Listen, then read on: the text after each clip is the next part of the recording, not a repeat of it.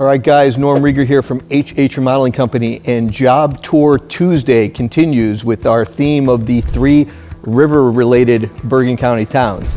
And today we are now stopping at job number 2 in River Edge. And what we're doing in this house is an internal renovation. No expansion, no addition, no add a level, no new construction, but a lot of gutting of the existing footprint and modifying that footprint to create a new master bathroom where there wasn't one before, renovation of an existing bathroom, renovation of a kitchen, relocation of a powder room, new hardwood floorings, new mechanicals, new insulation, new drywall. It's just a lot going on inside this existing shell of a home. And why we're here today is because we're checking on our job sites, of course, number 1, but also I wanted to show you phase 2 from the job that we visited before this. So the last job we had just finished framing and had barely started our rough mechanical work. This job, we finished all our rough mechanical work about a week and a half ago, and now just completed all our rough mechanical inspections from the town. So what you're gonna see in here is a job with no sheetrock yet, at least in the newly renovated parts. There is some existing sheetrock, and you're gonna see all the pipes, all the wires, all the HVAC work done, inspected, ready to go, because this week we start putting sheetrock on the walls, and I wanted you to see here before we do so. So let's take a look. So here we are inside River Edge job number 2 for our Tuesday job tour. And what we're looking at is a house with an interior renovation, as I mentioned outside on the intro. So we didn't build a new house. The exterior walls remained intact, but we did a lot of modification. We took down load-bearing walls. We installed large beams and girders. But as you can see, the studs on the outside walls are the original to the home. And you can obviously see where new wood, new beams, and new studs come into the picture because we put a powder room where there wasn't a powder room.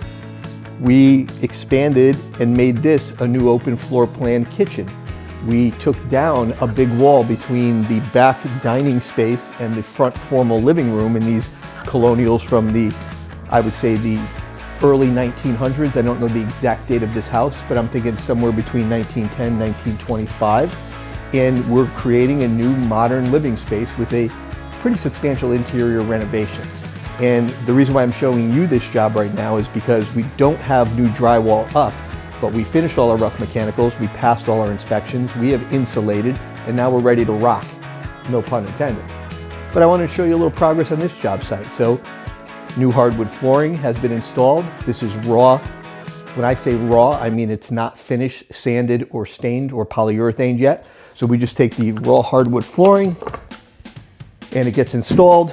And then this actually acts, believe it or not, as a drop cloth for us as we continue to renovate the house. We do not have to protect these floors because the top 1/8 of an inch of this gets sanded off during the floor finishing process. So it's okay if you're in your home and it's being renovated and you have new unfinished wood flooring and there's some spackle or some paint or maybe a tool fell and left a little bit of a ding. That's all going to come out on the finished product.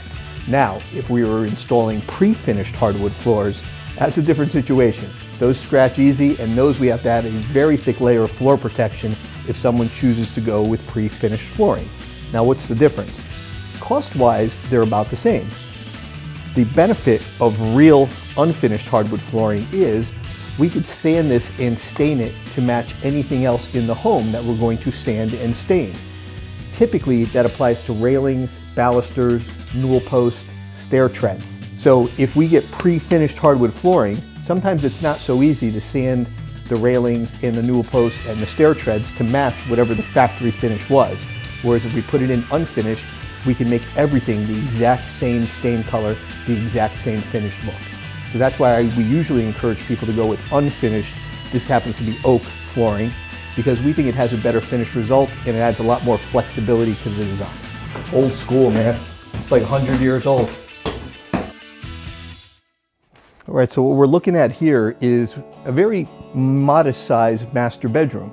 The reason why it's a modest sized master bedroom now, it was actually a very long and narrow master bedroom, or as we're supposed to say nowadays, primary bedroom. So what's going on in here is they wanted to have an ensuite bathroom, and they also wanted a walk-in closet. They were willing to give up a little bit of space for furniture in the bed in order to accommodate their wishes and their needs for storage and having a bathroom in their bedroom. So the bedroom got smaller, the bathroom became part of it, and the walk-in closet. And we did that by cannibalizing part of a room that was up here that was a separate room, part of the existing bedroom, grabbing some new space for the bathroom, and with the architect's help, just making it all fit. It's all about that old game from the 80s, Tetris. It's making the box and turning them until they all fit together cohesively. That's where we usually work together with architects and designers to come up with the plan so that we can execute it, and then they get the quality of life out of it. So as I mentioned, we finished insulating the house. Now most of the insulation is fiberglass insulation, that is the standard. You will see some spray foam insulation, that's sometimes called open cell or closed cell, and that's a whole nother video. But for today, I want to speak to most jobs we're doing fiberglass insulation. And when you see the number stamped on the paper, which I'm sure you'll see in a minute, this happens to be R49. What does R stands for? It stands for energy resistance. R49 determines how much of the energy is lost or resisted through the resistance value, in this case R49. R49 insulation is about this thick, whereas something that would fit inside this wall may only be R15, because we can only fit 3.5 inches of insulation in a 2x4 wall. We could fit 5.5 inches worth of insulation in a 2x6 wall. And in a ceiling, we could fit as much insulation as we want, as long as we're not putting plywood on top of it to compress it down. So you'll also notice there's paper on one side of the insulation, and the reason why the paper there, that's called a craft face. Craft face is a vapor barrier, and the vapor barrier is supposed to face the heated side of the insulation. So if you have a crawl space in your house and you're crawling around and you look up in there and you see all the pink or yellow fiberglass and you're like, how come I don't see the pretty paper? Because that means they did it correctly, and the paper is facing up against the floor because it faces the heated space, not the unheated crawl space. Well, it's the inverse here in the second floor. The craft paper faces the heated room, the raw fiberglass faces the unconditioned space. Now, how come that insulation looks different than this insulation? This is a material called Roxol. That might be a name brand, but we refer to it as rock wool sometimes. This particular insulation isn't here for heat or cooling. This is we're using for sound dampening. Now I say sound dampening, and I want to make sure we're clear on dampening. It's not soundproofing. Soundproofing is something where you're saying that no sound is going to travel through the wall. Well, there are ways of doing that. They're actually very expensive to make a room actually soundproof. But in this case, we could add sound dampening so that conversations don't travel through walls.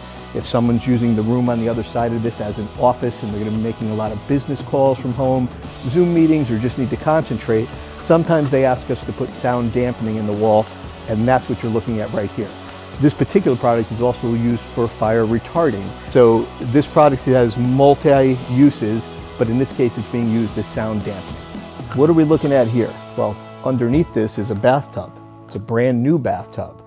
But I would be embarrassed to tell you how many bathtubs I had to pay to replace bathtubs that were purchased by the homeowners during a renovation, because the bathtub goes in with the rough plumbing way at the beginning of the job, and then lots of renovation goes on around it. We're going to do electricians drilling and running wires and swinging hammers.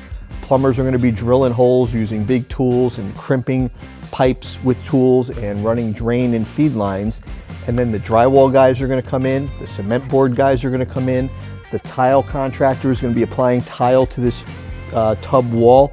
And what happens is a tool gets dropped, a piece of tile gets dropped, something gets dropped, and we often don't catch it, and it chips the brand new bathtub. And when do we find it? At the end of the job, after the sheetrock and after the tile's all done. And in order to remedy that, we have to rip out the sheetrock and the tile to rip out the tub. So when a tub gets scratched or damaged, when it's installed at the beginning of the job, which it has to be, we have to protect it. So we came up with using masonite, and we create a very hard shell masonite cover for these tubs to protect them against scratches, dents, or damage during the course of construction. This is a lesson hard learned, but one I highly recommend to any general contractor out there.